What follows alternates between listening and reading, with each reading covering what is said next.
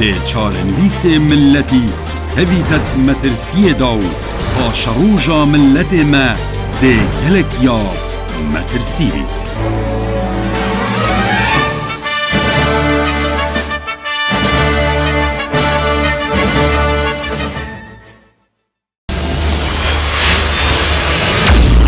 بۆ ڕێکلامکردن لە کوردستان 24 پەیوەندی بکەن بە کۆمپانیای ئۆری میدیا.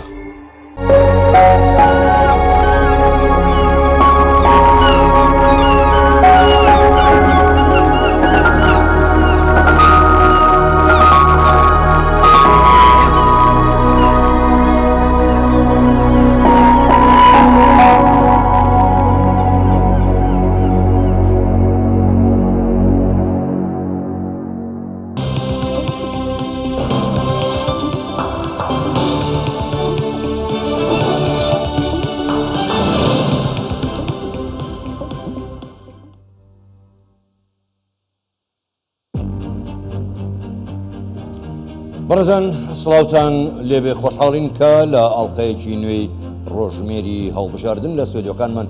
لە شاری سلێمانیەوە لەگەڵتانین. بۆ ئەم ئەڵقەیە قسەمان لەسەر ئەوە دەبێ پەرلەمان چییە؟ پەرلەمانتار کێیە؟ ئەرکی پەرلەمانتار چییە؟ بۆچی دەچێتە پەرلەمان؟ دەیەوێ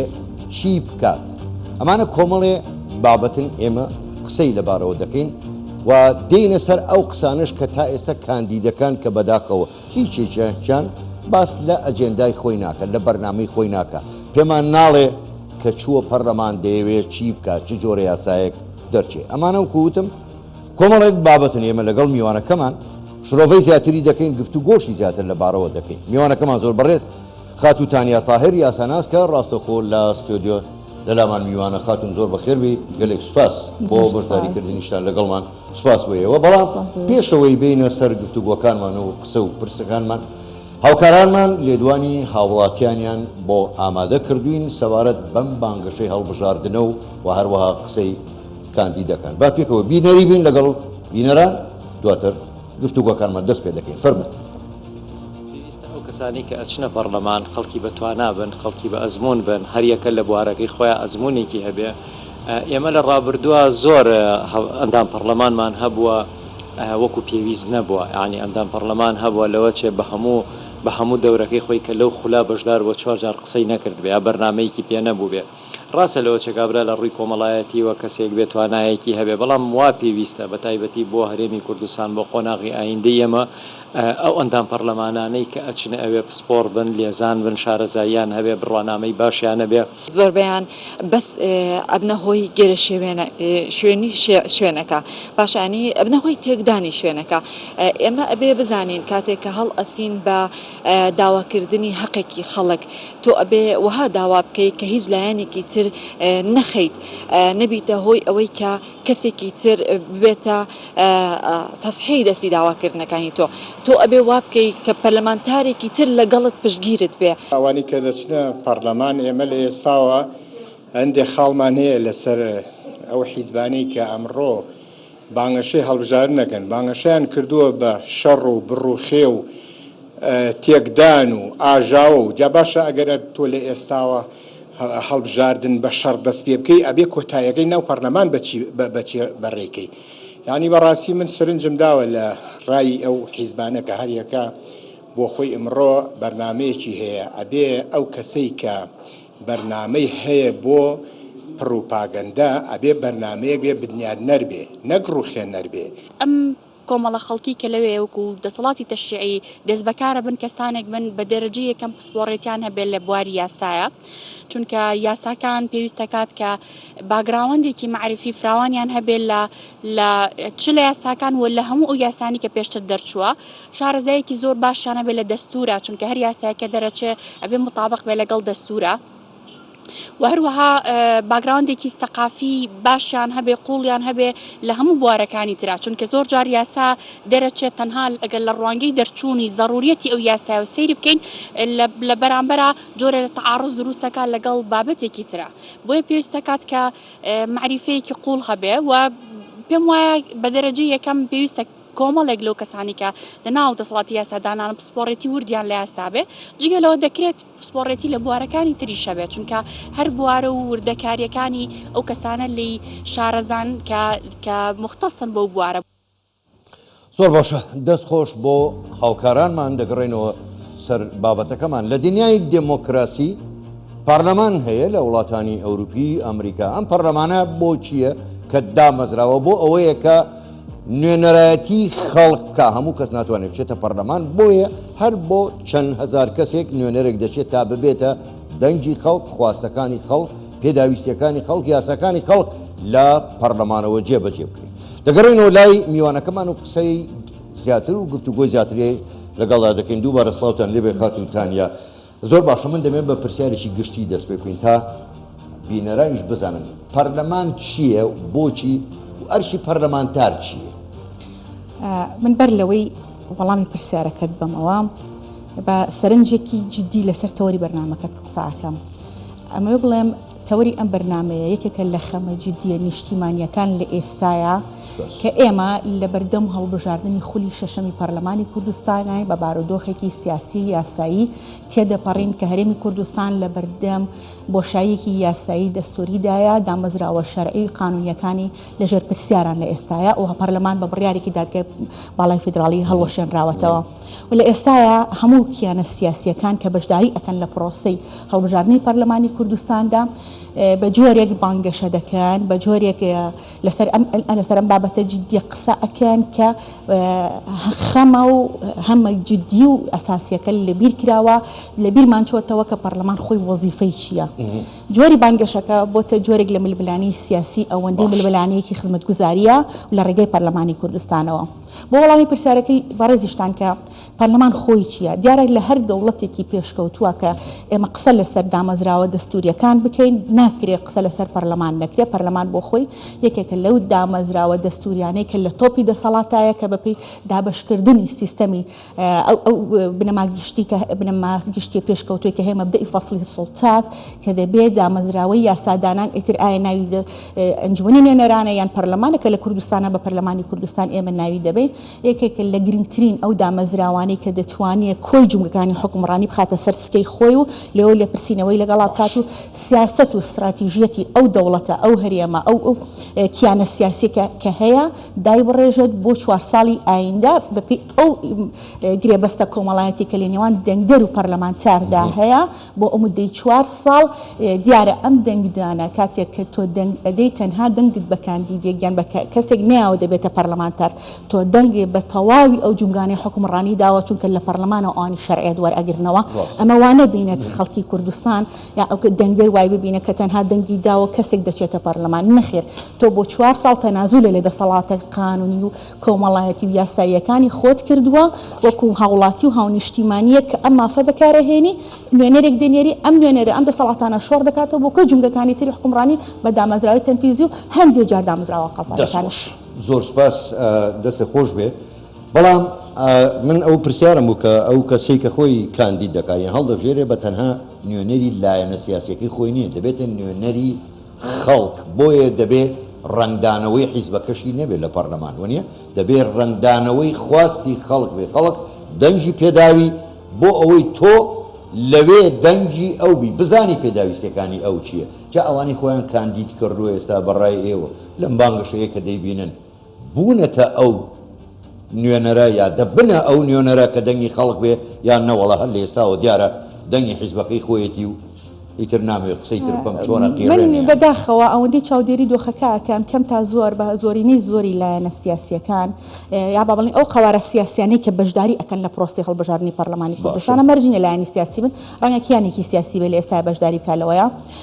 پرۆژەکانیان ئەگەر نووسرابێتیش لە سەورەکە من نەمبینیوە بۆ خەڵکی کوردستانی ڕوونکەنەوانێ بەرنامە و ئەجندەی کاری ئەم کاندیدانە و ئەم قەوارە سیاسی کە دەوێت لە پەرلەمانی کوردستان بێت چی ئەکا چی لە ژیانی من ئەگۆڕێ و چۆن داهاتووی من مسۆگەر ئەکا و چۆن دەتوانێت لە پەرلەمانی کوردستانە لە ڕێگەی یاساکانەوە بارودۆخ و گوزەرانی خەڵک بە کۆی سێکتەرەکانیەوە چاک بکات ئەوەندەی ئەو کادیرانە کە ئەو کادیرانە حتمەن کادیری حیزبین کە ئێستا کاندیدی حیزبەکانیانن ئەوەندەی جەخت لەسەر لایەنە حیزبەکە ئەکەنەوە ئەوەندە جەخت لەسەر ئەو پرسە یاسایی و نیشتیمانیانە ناکەنەوانێ کە پەرلەمانی کوردستانی لە پێناوە دامەزراوە چکە بە نەتیجە کاتی ئەو دەچێتە پەرلەمان نوێنەری حیزبەکەی خۆی نییە بەتەنیا و بەداخەوە کە لە خولەکانی پێشوشە ئێمە بینیومانە کاتێ دەبێتە فراکسیۆن بە فراکسیۆن بەش ئەکرێت دیسان لێش تەمسیلی حیزبە سیاسێکی خۆی ئەکاتەوە ئەوەندەی تەمسیلی داخوازی ڕەوەکانی خەڵکی کوردستان بکاتەوە یان ئەوەندەی وەڵام دەرەوەی داخوازیەکانی خەڵکی کوردستان بێ لە چوارچێوەی یاساکانیە هەموو کاتێ یاساکان بەپێی هاوکێشە سیاسیەکان دەچێتە پەرلەمان و دەبێت بە یاسا و یاساکی پێ دەرەچێ باش بە بێمەوە سەر بانگەشەکانی کاندیدەکان یاخود لایەنەکان ینی بۆ خۆت سەرنجت داوە کەسێکی یاساناسی دەنگدەریشی دەبینیت باش هەر لە سەرانی ینی با بڵێن سەرانی حیزبە سیاسیەکان ینی پلەیەکی حیزبە سیاسیەکان جگەل لە هەڵگری ئەم دروشمانن دەی ڕوخێنن دەی وەستێنین ڕای دەگرین وێرانیەکەین هەڵیەجێڕینەوە نایهێڵین ئەمە لە کوی دنیاە و ئەمە شۆڕ بۆتەوە بۆ لای ئەو کاندیدانن ینی ئەمە لە کوی دنیا شتی وامەندی و ئایا ئەمەیە پرۆژە دەیانەوێت چۆی کوردستان بڕوخێن هەرێمەکە نەیەڵن ئەمە هەرێمی خوێنە بە خوێن دروست بووە جا ئەوەی کە پێشمەرگە خەباتی بۆ کردو ئەوەی کە خەڵک فرمێسکی بۆ ڕشتووە تەحملی هەموو تا ئەم هەرێمە ئێستا ئەمانەڵێن ئەی ڕوخێنین بەڕای تۆ ئەمە دروشمە یاخود ئەمە بەرنامەیە ئەمە پرۆژەی حیزبە ئەمە چییە؟ کاک حاکەم من بۆچوونی خۆم هەموو کاتێک قسە لەسەر ئەوە ئەکەین لەکوێی دنیا هەیە ئەمە ئەگەر بۆ تەواوی دنیا ڕاست بێ بۆ هەرێمی کوردستان پێم وانە ئەم دەستەواژەیە یان بەڵێ ئەم فەلسەفەیە تەواو بێ لەگەڵ ئێمە بگونجێم ئەگەر پێشکەوتنەکانی دنیا لە هەر جۆرێک بێت ئێمە پێویستە جیهانیانە بی لە بابەتەکان بکەینەوەوانێ چاو لە گۆڕانکاری و پێشکەوتنەکانی ئاستی دنیا بکەین بەڵام زۆر زەڕۆری ئێمە کوردستانیانە بڕیاری لەسەر بین مەساڵحی سیاسی ئێمە جوگرافی ئێمە و کۆمەڵایەتی ئێمە چی دەخوازێت چۆن ئەتوانین ئەمە تەرجەمە بکەین بۆ ناو حیاتە فعلیە ئێمە دەبێت ئەمە بێنین نەک لە چ وڵاتێک کێ بانگەشەکەی چۆن بوو من بێن کۆپی پێستی کەم لێرە بە هەمان شێوە ئەم بانگەشەی دووبارە بکەمەوانێ ئایا خەڵکی کوردستانیان بارودۆخی سیاسی جوگرافی یاسایی کۆمەڵایەتی هەرێمی کوردستان تەقبولی ئەم بابەتە ئەکە ئەمە لەلایەکی دیکە هەموو ئەو دروشمانەی کە هەمانە دەی ڕوخێنین دەی وەستێنی نازانم ئیتر بەسەم هەمیشە ینی بن پێم وا بووە کاری ڕوخان ئاسانترە لە بنیادنان ینی ئەو کەسەی بیر لە ڕوخان ئەکاتەوە ئاسانتر دەتوانێت هەنگاوی پێ بنێ بیڕوخێنێ بەڵام چارەسەری تۆ بۆ دوای ڕوخان بنیاتەکە چی ئەمە پێ بڵێ چی بۆ بدای تا ئێستا من نەمبینی وان چکە من لێرە وەکو چاودێرێکی سیاسی قسە ناکەم وەکو یاساییە دەمەوێت کاتێک تۆ پرۆژەیەکت پێ بەدیلم بیتە وەکو هاوڵاتیە کاتێ من دەنگ ئەدەم دەمەوێت من بزانم تۆ چین بۆ ئۆکەی لە 4 ساڵی داهاتوە نامێ ئەوەی کە هەمە لە دەستی بەم لەبەر خاتریەوەی کە تۆ دەنگ بدەم بە تۆ ئەمە ینی لایەکی ترەوە ئەم هێزە سیاسیانە ئەوەندەی خەریکی هەڵدانەوەی ئەو میڕەشن کە ئێمە قوربانی لە خەڵکی کوردستان ینی لە ئەم دروشمانە ینی دەتوانی پێم بڵێ کام لایەنی سیاسی لەناو هەموو ئەو لایەنە سیاسیانە دروشمەکانی واقعین لەگەڵ خەمی خەڵقان دەتوانێت دەنگدانەوەی خەڵق بێ ینی چ لایەنێکی سیاسی تا ئێستا ئەو دروشمانەی هەیە من لێرە نایم پشتگیری هیچ لایەنێکی سیاسی کەم بەڵام ئەتوانم بڵێم ئەو لایەنە سیاسی کاتوانیوێتی مێژوێکی دوور و درێژ خزمەت بە خەڵکی کوردستان بکات و هەمیشە خۆی بە داپۆکی کار و پارێزەری خاک و خەڵک و کەرامەتی کوردستان دەزانێت و لە ئێستاشا خەم و هەمی گەورەی پاراستنی قەوارەکەیە درێژەدانە بەو ڕێبازەی بتوانێت چۆن خزمەت گوزاری بگەێنێتە گوند بە گوند و تاک بە تاکی خەڵکی کوردستان و چۆن ئامادەی قوربانیدانە لە داهاتووە ئەگەر بارودۆخێکی نەخوازراوە هاتە بۆ چارچێوە یاسایەکەی هەرێمی کوردستان چۆن ئەمانە لە برنامەی هەر کامێکیانە هەبێ بەڕای من مسواس یەکەم و دەستخۆشی یەکەم وەکو دەنگدەر ئەگەر تەماشای بکەم بەڵام دیسان ئەڵێن بەداخەوە زۆر بەیلایەنەکان ئەگەر نووسیبێتیشیان ناتوانن لە هەڵمەتی بانگەشەکەیان ئەمە تعریف بکەن بۆ ناو هەڵمەتەکەیان و بگەین بە دەنگدەر و جەماوەری کوردستان زۆر باش خات و تانیا من دەگەڕێمەوە سەر بانگەشەی کاندیدەکان داوا دەکەن خەڵک دەنگیان پێ بدە بەڵام زۆر با بە ڕاشکاوانە قسە بکەین ئەگەر کەسێک بیەوێ خۆی ناشرین بکە خۆ ناشرینکردن زۆر ئاسانە دەتوانین لە هەموو شوێن بکەیت خەڵکی ئەڵێ من هەڵبژێرن ئەچم لە پەرلەمان جنێوتان بۆیە منجا بە تۆ جنێوم بۆ دێخۆ هەموو کەس دەتوانێت جنێو بدا لە ماڵەکەی خۆشیەوە بێ خۆی ناشرینەکە خەڵکەیە ئەڵێ ئەچم ئەی ڕوخێنم کورسیەکانیشی هەڵەجێڕمەوە هیچی بەسەری هیچەوە نایڵ بەڵام پرسیارەکەی من ئەمەیە ئایا ئەمە گاڵتەکردن نییە بە عەقلی دەنگدەر و من پێشم وایە دەنگدەر زۆر لەوە وشیارترە کە بەوانە بخەڵەتێ یعنی ئەمە هەم سوکایەتی کردن نییە بە دەنگدەرێکی ئاسایش تۆ پێی بڵێ وەرە دەنگ بدە بە من ئەچم بۆ پەرلەمان جنێو بۆ تۆ ئێم پێدوانی ئەمەوە بەداخەوە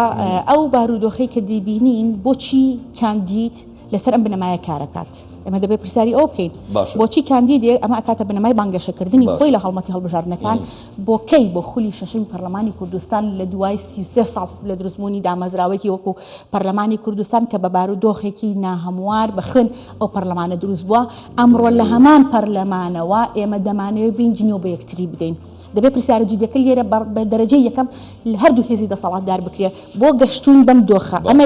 لەلایەکی دووەم ئەگەر وەکو لەلایەنی بابەتی و زانستی و ئەکادیمیەکەەوە قسەی لەسەر پێ خۆزگە کۆمەڵاسێک لێرە وجودی هەوایان دەروونزانێ ئەمە باشترین نمونەیە بۆ دیراسەکردنی سایکۆلۆژیای خەڵکی کوردستان کە بەچی دۆخێکی گەیشتوین ئەمە دەمانتوانی دراسەیەکی باشی بکەین و لە نەتیجەش خۆی بۆ خۆی باشترین ئامار و داتا دەرەنجامەکانی هەڵبژاردننی پەرلەمانی کوردستان ئەیا بەدەستەوانێ بەبێەوە ئێمە ئیشمان لەسەرکەوە بەڵام ئەگەر دیراسی بکەین ڕێژەی دەنگدەر بەشداریەکەی لە نێر و لەمێ و لە خەڵکەکە لەوە و دیراسەیەکی ئەوەش بکەین کێ چۆتە پەرلەمان ئێمە کێمان ناردۆتە پەرلەمان ئایا ئەو بەڕێزانی کە دەچنە پەرلەمان کێن و چین من قسە لەسەر هیچ شخصێکیان ناکەم ڕێزی تەواوم هەیە بۆ تەواوی کاندیدەکان هەر یەکە لە کات و شوێن و پیشەی خۆیان کەسی گونجاو و شیا و باشە بەڵام ئایا ئەم کەسایەتیانە بۆ دامەزراوەیەکی وەکو پەرلەمان بە تایبەتیش پەرلەمانی کوردستان شیاوە گونجاوە باشە توانای هەیە و دەتوانێت پرۆژە تێپەڕێنێ دەتوانێت وەڵام دەروی داخوازەکانی خەڵکی کوردستان بێ و دەتوانێت لە پرسە سیاسیەکانە کە پەرلەمانی کوردستان هاتە سەر بابەتێکی پرسێکی سیاسی گرنگ حەکیمانە کەواتە پێت وایە ببوورە خاتوتانی عنی کەواتە پێت وایە لەگەڵ ڕێز و حرمەتمان بۆ هەموو کاندیدەکان حتمەن هەموو کەس ئەگەر باسمان لە دیموکراسی بێ مافی خۆیەتی خۆی هەڵبژێرێ کەواتە تۆ پێت وایە ینی ئەو کەسەی کە ناتوانێت لە پەرلەمانتارێک بێ بۆ شێوەی کە ئێوە باستان کرد پێ دوانی ئەمە فێڵ لە خۆشیەکە ئەوسا لە دەنگدەرەکەی خۆشی چونکە لەو شوێنە ناتوانێت خزمەت بکە بەشێکی ئەو کەسایەتیانە ڕەنگە هێشتا لە وەزیفەی ئەساسی پەرلەمان و پەرلەمانتاری تێنەگەیشتە بن و هەندێک لە خەلەلەکانیش پێم وایە لە بەڕێزانی خولی پێشووی پەرلەمانە نیانتوانیوە ئەدایەکی وا بکەن پێک بڵێ ڕۆڵمۆدێلێک بن بڵێن پەرلەمانتار ئیشی ئەمەیە و مؤسسەی پەرلەمان بۆ خۆشی نەیتوانیوە ئەم کارە بکات لەلایەکی تریش حیزب سیاسیەکان کە پێم وایە ئەمە بەمە بەستکرا بێت و میدیاژ نەیتوانیوە لە ڕاستیە ئەم ڕێڕەوە ڕاست بکاتەوانە پێمان بڵێ کە پەرلەمان و پەرلەمانتار ئیشیتە من تەحەدا ئەەکەم لە کۆی هەموو ئەو کاندیدە بەڕێزانی کە لە پەرلەمانن ئەگەر ئیمتیحانێکیان بکەین بڵێن ئێوە ئیشت چییە پەرلەمان وەزیفەی خۆی چییە یعنی وەڵامیان نابێت بڕوا ناکەم لە سەفا بیستی دەرچێت لە هەر وەڵامی ئەو پرسیارە دەرچێت یعنی نازانێت پەرلەمان ئیشی چیە پێی وایە پەرلەمانکردنەوەی ئەو مایکەیە لەوێ قسەی خۆی بکات و لە ناو هۆڵی پەرلەمانە قسە بکات لەگەڵ برادێرەکەی کۆمەڵە قسەی ناخۆش بە سەرۆکی پەرلەمانەکەی بڵێ چی بەدەستەوەی هەڵی بعد عەرزی خۆی کە عەزەڵاتی خۆی پێ نیشان بدا کە هاتەوە بە مۆبایلەکەی بەداخەڵ کە لە سۆشیال میدیا و ئێمە ئەگەر ینی ڕاگەاندنی پەرلەمانی کوردستانیش نەوێت ئەو دیمەنە ناشرینانە بگەێنێ بە ئێمە ئێستا لە ڕێگەی سۆشیال میدیا و مۆبایلەکەی ئەکاتەوانێ پێنیشانی منی ئەیە کە پێی وایە ئەمە شتێکی باشی کردووە ڕەنگە بۆ منێکە واعیم و تێگەیشتم دەزانم ئەمە گەورەترین غەڵەت و کارەساتە بەسەر ئەو مؤسسە دەستوری و قانونی منە هاتووە خەڵکێکی نەشارەزا یا خەڵکێک کە نازانێ ئەیش نازانێت پەرلەمان ئیشی چی پێی وابێ ئەو پەرلەمانتارێکی باشە داکۆکی لە مافەکانی ئەوەکە کە نایزانێت لە داهاتووە چ کارەساتێ بەسەر داهاتووی خۆی نەوەکانی ئێهێنێ لە ڕێی دەرچوونی ئەو پرۆژە ئەو یاسا سەقەتانەی کە دێتە ناو دادگاکانەوە کە بڕۆ کارەساتەکان لە دادگاکان نابینیت کەواتە خاتوتانە ئێوە نەکەر یاسا ناسن چاودێرێکی سیاسیشن ئێستا زۆر باش سیر دەکەن یعنی ئەگەر با بڵێن لە کۆی ئەو هەزار و کسور کەسەی کە خۆی هەڵبژاردووە لە کوردستان بۆ خولی شەشەمی پەرلەمانی کوردستان بۆ ئەو سەد کورسیە بەڕای تۆ کە قسەت لەسەر ئەوە بچێ بێ پەرلەمانتار چەندیان ئەتوانین بڵێن لە سەدها چەند شیاوی ئەوەن کە بچنە پەرلەمان و ببنە دەنگی ئێمە لە پەرلەمانی کوردستان پرسیارەکە زۆر خۆشە وەڵامی من ناتوانم 100% بڵێم وەڵایە بۆ نمونە بۆ 15 من ئومێد دەکەم بتوانین 30 کەسی باشی لێ بڕوا زۆر باش ئومێد دەکەم یعنی تەسەوور ناکەم وابێ بەس ئومێد دەکەم بتوانین 30 کەس کە پەرلەمان ئیشی ئەو بێت بڕوات لانی کەم تقریبا هاوکێشەکەمان شتێک بۆ هاوسەنگ بکات زۆر باش خاتوتانیا لایەنی سیاسی هەیە لە 92 تا ئێستا بۆ خۆی بەشدارە لە حکومڕانی هەرێمی کوردستان بەشدارە لە دەسەڵات ئەوەی ئێستا وشەی دەسەڵاتی ژوای لێ هاتووە ئەوەندە ناشرین بووە و لایەنە ئۆپۆزیسیۆنەکان وەکو ژینێ و بەکاریدێن تا ئێستا بەشدارە بەڵام ئەم لایەنە خۆی دەڵێ ئەی ڕوخێنم هەڵیەجێڕمەوە ئەی وەستێنم ئەمە شۆڕ بۆتەوە بۆ ناو کاندیدەکانیش باشە کەسێک خۆی لە دەسەڵاتە بێ کاکی کاندید خوشتی کاندی تۆ کە نوێنەری ئەو لایەنەکەی تۆ لە دەسەڵاتایە تۆ چۆن خۆت دێی دەڵێ ئەم دەسەڵاتە نایەڵم کامە نایەڵی ئەم دەسەڵاتە ئەڵێ خۆسەپێنە ئەی کە ئەگەر خۆسەپێنە تۆ بۆ کاندیدی ئەوی لە ڕاستیە ئەوە پێویستە دەنگ دەرخۆی وەڵامی لەسەر وەرەقەی دەنگدانەکەی وەڵامێکی گونجاو بۆ ئەو لایەنانە بداتەوە و محاسبەی هەموو ئەو لایەنانە بکات کە لە ماوەکانی ڕابردووە ئەگەر بابەتێک هەبوو بۆ نەتکردووە ئەگەر نەتکردو بۆ قسەد نەکردووە خۆ من ئەگەر پرۆژێکم پێ جێبەجێ نەکرێت خۆ دەتوانم قسەی لەسەر بکەم بە تایبەتی ئەگەر هێزێکی سیاسی بەهێزم لە گۆڕەپانە سیاسیەکەیە نەک لە هەڵمەتەکانی هەڵبژاردن نابێم بۆ خوتوکەدان و ڕوژاندنی عاتیفی خەڵکی کوردستان بە کۆمەڵێک بابەت بۆ ڕوژێنم کۆمەڵێک بابەت زیندوو بکەمەوانێ کە بە بڕوای من لە ئازاردانی دەرونی خەڵکی کوردستان زیاتری لێ سەوز ناکەین و ئەگەریش بەدیلەکە هەیە لە ئێستا ئێمە پێویستمان بۆیە بەدیلەکەمان پێنیشان بدەن بەدیلەکە بزانین کە من ئەگەر لە داهاتووی بن بۆ 4 ساڵی ئایندەی سیاسی و حکومڕانی هەرێمی کوردستان ئەم دەسەڵاتە نامێنێ و دەڕوخێ کامە دەسەڵات شایستەتر و باشترە دێدە جێگای باش خاتوتانێ ئێوە وتان لە سەتا 20یان ڕەنگە لەم کاندیدانە شایانی ئەوە بیا شایستەی ئەوە بچێتە لە تاقیکردنەوەکە دەرچێت وانە باشە پێت وانێ ئەگەر هەندێک کەس لە سەروی ئەم 120ەوە بڕواتە پەرلەمان دەبێتە ڕێگر لە بەردەم دەرچواندنی ئەوەی کە ئەو لە 120 دەیەوێ یاسا دەربچێ و بتوانێ ببێتە مراقبێک چاودێرێکیش بەسەر جێبەجێکردنی یاساکانی ئەوانە پێتوانێت دەبنە ڕێگریش نایەڵن ئەو جۆرە یاسایانەی کە لە بەرژەوەندی خەڵکیشە لەوێ دەرچێت ئەگەر من بە ڕاشکاوانە وەڵام بدەمەوە باشە ئەمە لە خولی پێشووی پەرلەمانی کوردستان بینیمان هەندێک جار و هەندێک پەرلەمانتار بەمەبەست بە ئەجندەیەکی سیاسیەوە ئەجندێکی تەواو سیاسیانە و تەواو حیزبیانە هەندێک جار جێبەجێکردنی ئەجندەی شخصێکی ژەناو حیزبەکانیان نەک تەواوەتی حیزبەکان بە ئێمە لێرەوە ینی بێئینساف نەبین لەگەڵیانە هەندێک جار بە جێبەجێکردنی ئەجندەی شخصێکی لەناو حیزبەکان بەڵام لەناو کوێ لەناو ئەو مەساحە سیاسیە دەستوریە کە هەمانە مەساحە یاساییە کە هەمانە پێویستە خەڵکی کوردستان تیایدا سود لە ئارامی و ئاسایش وەربگرێت لە سایە و سێبەریە هەندێک جار بەمەبەست ئەمە کراوە و لە ئێستاشا من پێم وایە بە تێڕوانینمان لە زۆربەی کاندیدەکانیان لیست و قەوارەکان هەندێک دەنگ لە ناو لیستەکانە دروست کراوە کە بە هەمان مەبەست دەیانێت بچێتەوە ناو پەرلەمانی کوردستان بۆ شێواندنی ئەجوائی یاسایی و سیاسی ناو پەرلەمانی کوردستان بۆ ئەوەی کە جارێکی تر ئەو دۆخە نەخوازراوانەی کە لە خولەکانی پێشوو هەندێک جار دەمان بینی لە کۆنتڕۆڵ دەردەچوو یان بارودۆخەکە بەرەو ئاقاری خراپتر دەڕۆشت پێم وایە ئەمانە بە بەرنامە و بە مەبەستەکە ئەوە نییە پەرلەمان وەکو ئەو دامەزراوەی کە هەیە ئێمە بمانەوەی لە ئایندە بەکاری بێنین باش زۆر باشە خاتو تانیا ئەگەر سەیری خولەکانی پێشوو بکەین ڕەنگە یەک لایەن پرۆژەی هەبوو بێ هێنابێتە ناو پەرلەمان دەنگی پێدرێ زۆربەی زۆری هەم لایەنەکان هیچ پرۆژەیەکیان پێشکەش نەکردو جگە لەو دەنگ و ژاوەژاوەی کە لە ناو پەرلەمانە هەبوو ئەمە چ کاریگەریەک لەسەر دەنگدەر دروستەکە چی لێکا کەوا بێ ئیتر متمانەی زۆر کەم بێتەوە با پەرلەمان بۆچی تەنها یەک لایەن هەبووە کە بەردەوام پرۆژەی هێناوە لایەنەکانی کە جگەل لەو ئەو ژاوەژاوەی ناو پەرلەمان کە بینیمانە جگەلەوەی هیچی کەی پێ نەبووە ینی پێشبینیەکانمان ئەبێت چۆن بێ بۆ خولی شەشەم بۆچی کەس پرۆژەی نیە ینی پرسیارەکە ئەمەیە بەڕاستی هیچ لایەنێک من نەبینیەوە من بەش بە حاڵی خۆم نازانم پێم وانەیە ئێوەش بینی بۆ کەس پرۆژەی نیە نووسینی پرۆژە تەنها نووسینەکەی کارێکی ڕەنگە ئاسان بێ لە دیدی هەندێکمانەوە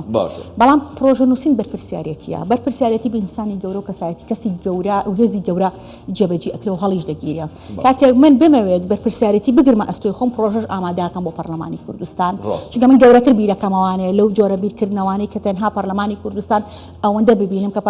چەند پەرلەمانتارێک ببینم موشەیەکی باشی هەبێ لێەوە پشکی حیزبەکەم لە حکوومەتی هەرێمی کوردستان زیاتر بکەم بۆی بتوانم پاری زیاترم لێوە دەست بکەوێ و پەرلەمانتارەکانم مستەفید بێ و چەند کەسێکیش لە ڕێگەی ئەو پەرلەمانەوە پێی خانەنشین بکەم و دڵی ڕازی بکەم کە ڕەنگە ئێستا دەیبینین لەبەر بە ڕازیکردنی دڵی چەند کەسایەتێک بنەماڵەیەک خێزانی شەهید ئەوانە چەند کاندیدێک هاتووە بماوێ من لەم ڕێگایەوە دڵی ئەوان بدەمەوانێ بۆیە من ناتوانم لەو کاتیا پەنا بەرمە بە نووسینی پرۆژە وە من ناتوانم داهاتووی هەرێمی کوردستان بە شێوازێک ببینم سیاست و استراتیژم هەبێ بۆی خەمە گەورەکان ببینم ئەو کێشانەی کە لە ناو کۆمەڵگەی کوردیا سەر هەڵەیە من بمەوێت بە یاسا ڕێگیری لێ بکەم یان یاسایەک دەربکەم بۆ باسیکردن و ڕێکخستنکردنی هیچ لایەنێک پرۆژەی نەبێ یعنی ئێستا ئەوەی کە حیزبە ئەوەی کە حیزبیش نییە یعنی کەس پرۆژەی نییە باشە کەواتە کە پرۆژەی نییە بۆچیەکی بۆ پەرلەمان کەواتە ئەم شەڕە بۆچیەکەی ینی هۆکارەکەی ئەمەیان چێ بۆچی پرۆژەی نیە ئەگەر پرۆژە نییە بۆچیەکی بۆ پەرلەمان دەتەوێت چی بکەیت من هەر لێرەوە گەڕێمە بۆ وەڵامی یەکەم پرسیار کە کردمان پەرلەمان چییە بۆ لەبەر ئەوەی تا ئێستا ئێمە نەمانتوانیوە ئەو پێناسەیی کە خودی پەرلەمان پێویستە بکرێت و هەیەی بۆ پەرلەمانی بکەین و لەبەر ڕۆشنایی ئەو پێناسەیە ئێمە بمانێت ئەم بەشداریە سیاسی بکەین ئێمە دەمانەیە پەرلەمان بۆ مەساحەی یەکلایکردنەوەی کێشە سیاسیەکان و کێشە حیزبی و کەسیەکانی ناو حیزبەکان بەکاربێنین دەمانێت ئەم هاوکێشەی لە ناو پەرلەمان هاوسەنگین بیرمان چۆتەوە کە پەرلەمان و وەزیفە ئەساسیەکەی دانانی یاسایە چاودێریکردنی دامەزراوەکانی تری وەکو حکوومەت و دەسەڵاتی جێبەجێکردنە و لە هەمووشی گرنگتر دەرچوونی یاسای بودجەیەکە لە پەرلەمانی کوردستان دەبێت دەرچێت چەند ساڵە ئێمە پەرلەمانی کوردستان نەیتوانیوە ئەم ئەرکە گرنگەی خۆی لە ئەساسا سێ ئەرکی هەیە ئەو ئەرکی یەکەمی یاساکانە کە قسێکی زۆر لەسەر یاساکانمانەیە یاسای زۆر و بۆرمان هەیە لە پەرلەمانی کوردستان چاودێریکردنە ئەوەیە کە دەبینین دۆخی حکوومەت و خەڵک و گلەکان لەکوێدایە ببوورە مەسەلەی میزانیەشە ئەوەیە کە نیمانە هیوادارم لە خولی شەشەمی پەرلەمان ئەوانی کە جەنابتان وتان ئەوانە هەمووی جێبەجێ بکرێ و کەسانی شیاو بڕۆنە پەرلەمان زۆر بەڕێز خاتوتانیا تاهر یاساناز گەلێک سوپاس بۆ بەشداریکردنتان لەگەڵمان لەم ئاڵقەی ڕۆژمێری هەڵبژاردن بەڵێ بەڕێزان ئەم ئاڵقەی ڕۆژمێری هەڵبژاردنیش لێرەدا کۆتایی هات ئێوە شاد و بەختەوەر بن و کوردستانیش هەمیشە هەر ئاوەدان و پارێزراو بێت